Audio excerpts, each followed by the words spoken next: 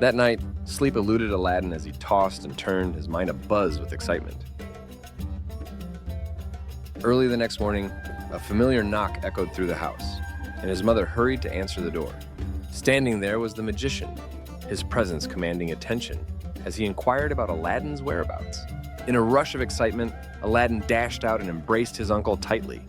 Taking Aladdin's hand, the magician led him through the bustling streets to a cloth shop. "Show us your finest and most luxurious garments for the boy." With great care, Aladdin selected the most exquisite attire, his heart swelling with anticipation. The magician paid for the garments, and they departed for the dormitory. After a refreshing bath and donning his new clothes, Aladdin felt a sense of grandeur he had never experienced before. "You will become a trader tomorrow. It is important to familiarize yourself with the marketplace and its traders." Together, they ventured into the merchant street, where the magician imparted lessons on the art of salesmanship. Following a delightful meal at a local restaurant, they strolled through the enchanting streets of the kingdom, marveling at its beauty. Their journey led them to the palace, surrounded by resplendent gardens, before venturing into the quarters of foreign traders. That evening, the magician hosted a lavish dinner, extending invitations to the foreign traders and proudly introducing Aladdin as his nephew, the son of his beloved elder brother. They journeyed far beyond the city, their steps weary as they entered a stunning garden. A beautiful water fountain, adorned with glittering brass lions, greeted them. The magician took out some fruits and snacks from his bag and offered them to Aladdin. After a brief respite, they resumed their journey. Aladdin asks his uncle, "How far do we have to go?" "Why are you so tired already? I'm going to show you another type of beautiful garden next. It is even more splendid than the one we saw earlier. No king in the world has such a garden." To keep Aladdin engaged, the magician spun strange and wondrous tales. Eventually, they arrived at a destination the magician had journeyed from Morocco to reach. "Rest for a while. I will show you many miracles. No human being has ever imagined such wonders." After a short rest, the magician instructed Aladdin to gather some dry firewood. Aladdin ventured into the surrounding bushes and returned with the firewood.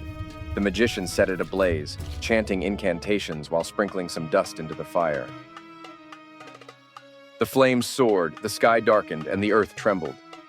The ground cracked open, revealing a stone slab with a copper ring embedded in it. Seeing all this, Aladdin was overwhelmed with fear and attempted to flee.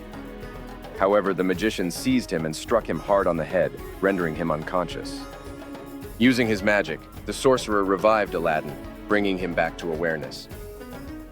"What did I do wrong? Why did you hit me, uncle?" "I am your father's brother. If you listen to me and do as I say, I will make you wealthier than all the kings of the world. Pay close attention to what I'm about to tell you. You've seen how the earth opened up through the power of my incantations. Beneath that stone slab lies a great treasure. Only you have the power to lift the slab and descend the stairs below it. Follow my instructions, and we will share the treasure beneath the rock." Aladdin followed the instructions, gripping the copper ring and lifting the stone with all his strength. Surprisingly, it didn't feel too heavy. Beneath the stone, he found 12 steps leading down to a door. Go down the visible stairs and enter the cave at the bottom. There you will find a large tavern divided into 4 parts, with buckets full of silver and gold. Do not linger there for even a moment, and do not touch the things on the walls. Ensure that your clothes do not brush against anything. If they do, you could turn into black stone in an instant. You will see a door. When you open it, say the names again as you did before, and then open the door. You will find a fruit garden. At the end of the garden, there are 30 steps. Climb them and you will find a high terrace with a lamp hanging on it. Take down the lamp, pour out the oil, and then hide the lamp inside your shirt. On your way back, feel free to pluck any fruits you like from the garden. This ring will protect you from all dangers.